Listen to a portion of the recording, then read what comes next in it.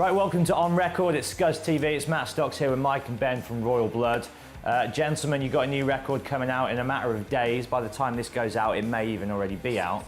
Let's kind of take it back to the debut record first, though, and get your insight really into that explosion of success that happened really right out of the gate. Did you have any inclination that the songs that you had were going to translate in the way that they did?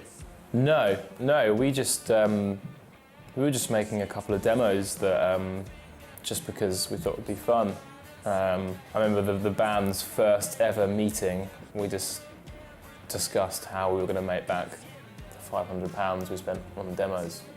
Well, that's the kind of scale we were thinking on. Right. So proper DIY. So yeah, to put it in a nutshell, no, we weren't expecting that.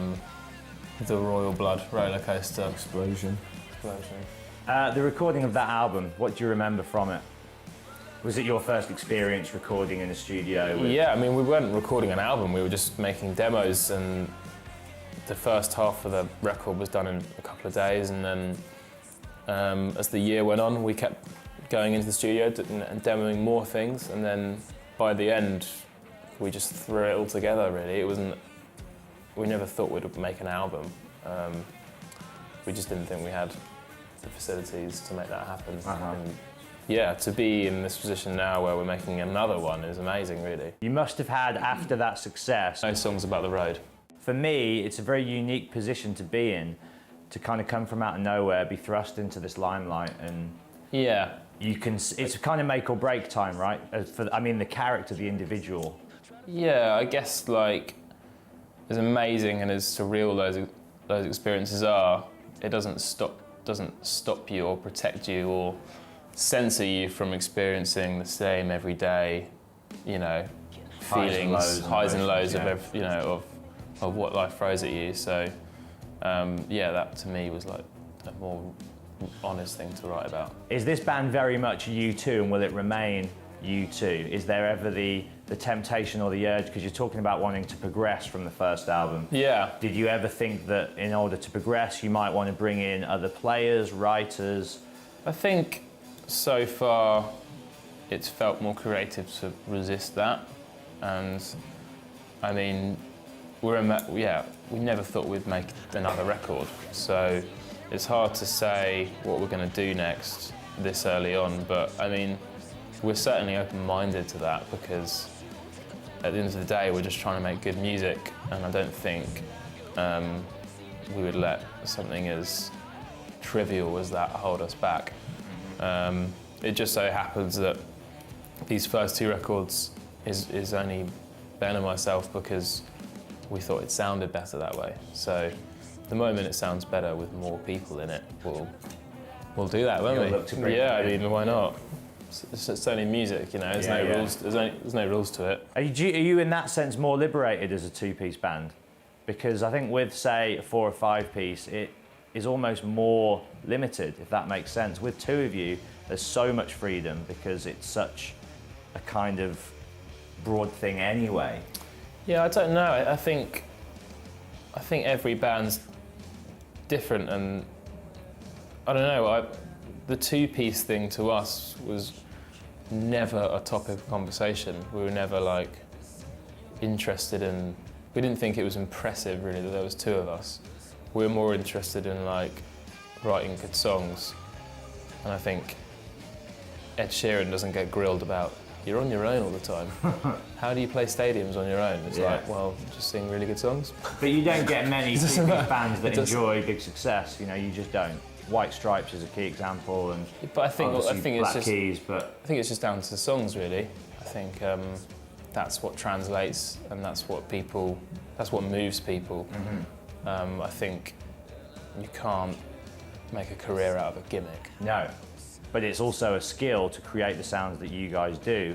Initially, yeah, but I think we established that sound fairly early on, and I think the moment we got in a room together and I had the amps set up the way I did, and we had the kind of sound down, it was like, right, that's that done. Now we can crack on with material, with actual content.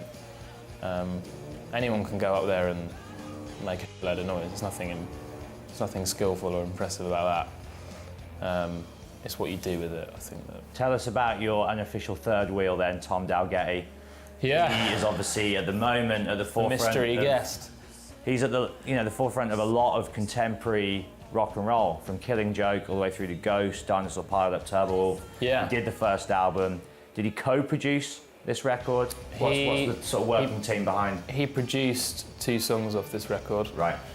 He mixed the whole album, and he co-produced our first record. Right. And Tom's someone that, yeah, we've both known for a very long time before the band, and almost like cut my teeth singing with him. And yeah, we actually met Tom through a session that me and Ben were invited along to, and he was behind the desk, and I started showing him some demos that I was writing, and that's how we became friends. So yeah, he's a pretty integral part of the sound when it comes to the band in the studio.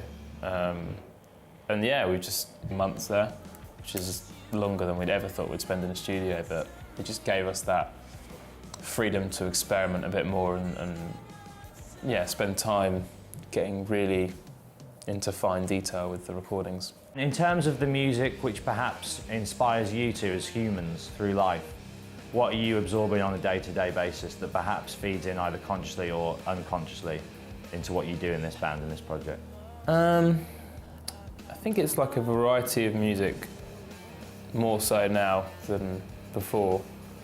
I don't know whether that's just because, particularly me, Ben's always had a very eclectic taste in music, but I guess I'm a bit more open-minded to other things now, having been on the road a lot more and yeah, just been subject to a lot more stuff. But it's kind of like a bit of everything, really, and stuff that I didn't realise was as big an influence over me than before. Like things like Hall & Oates. Like you'd have no idea Great songs.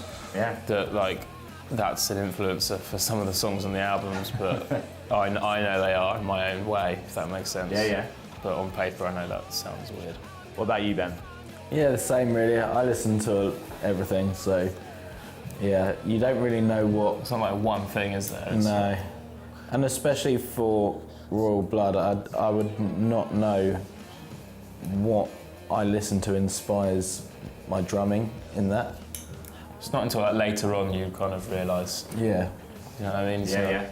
You're not like, oh, I want to do something like that and like that. It's more like later on you're like, we just ripped off Millennium. Yeah.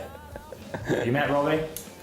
I said Millennium. Oh, I thought you said Millennium. No, two very different albums, but Right. We have met Robbie. You have met Robbie? Yeah, Because yeah. you did a cover of him on the Instagram video that you put up, didn't you? Yeah. Sort of singing the yeah, record. can't help ourselves. Yeah. Can What's we? he like? Is he a good dude? He seems like He he'd is. be a good dude. He is a good dude.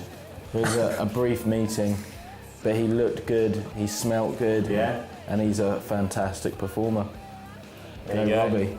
The Ben Thatcher review right there for you. Yeah. Great drummer as well. Yeah, is he? No, not Robbie. Not Robbie. I don't know, he might be, but Carl Brazil, Right. he's his man. And Jimmy Page obviously presented you guys a couple of years back with the best British band of the Brits? Yes. That's got to be, I mean, do you get phased like that in the sense that, you know, he's kind of the pinnacle of, to be sort of held in high regard by someone of that I mean, stature? lest we forget. There he is. You know, it's the ultimate rock and roll legacy. Like he invented the riff, which is basically my career. Yeah. So yeah, and the way he plays and his style is a massive part of my identity as a musician. So And Dave Grohl, Foo Fighters obviously took you out for quite an extensive run, right? yeah, it was. And you must learn a lot from watching a band like that. That's what I play every mean. night. Yeah, I mean it's like It's inspiring just watching them yeah, play just watching every them night. do their thing, and they just their passion for what they do is that's worth more than any advice you could ever be told. You know, it's like it's in action, it's happening. What have you got planned for when the record's out? I think the last time I saw you live was at the Electric Ballroom, I want to say. With Wow. Paul. It's a long time. Yeah, it's a long time ago. So we've got lots of festivals over the summer in Europe, America, Australia, Japan. We're trying to cover as many territories as we can, really. Are there many left unexplored? Yeah, Africa. loads. Wow. Iceland. Yeah, Iceland. A lot of Asia. we Yeah, haven't been a lot of South America. to. Yeah. And are they all on the I've cards? never been to Mexico, Yeah, well, we're trying Jamaica, to get there. Cuba. Barbados. Basically, Jamaica. places you want to see and visit Yeah. as tourists. Yeah, basically all the holiday destinations Yeah, yeah. on Thomas Cuba's Cook. amazing. Iceland, Yeah. most of South America. And then Iceland. So if you're booking agents watching this, that's the route they want. at the end of the year, we're doing the biggest shows that we've ever done. Headline shows, aren't we? Barbados. Mexico, Yeah. Cuba. Said that. Said Barbados, but So the arena tour, the end of the year, yeah. which is going to be another Big. level up for us. Bigger, It's going to be bigger, better, louder, brighter. better. Barbados. Iceland. And who will be joining you on the road for that? We It's important for you to- can't tell you just yet, Okay. but Friends it's of going to yours, be It's exciting. It's going to be amazing. Yeah. Trust us Right, if you can. I will. Killer. Well, I've only heard the tracks that have sort of so far been shared, but I think if you set out to step up the game, you've definitely done that. The 2 tracks sound great, and Thank I'm you. sure the rest of the album is going to blow people away once again. We'll see, won't we? We'll see. See. Thank you for tuning in. Thank you. Well done. Good luck with Scuzz. this year and your career going forward. Thank you very much.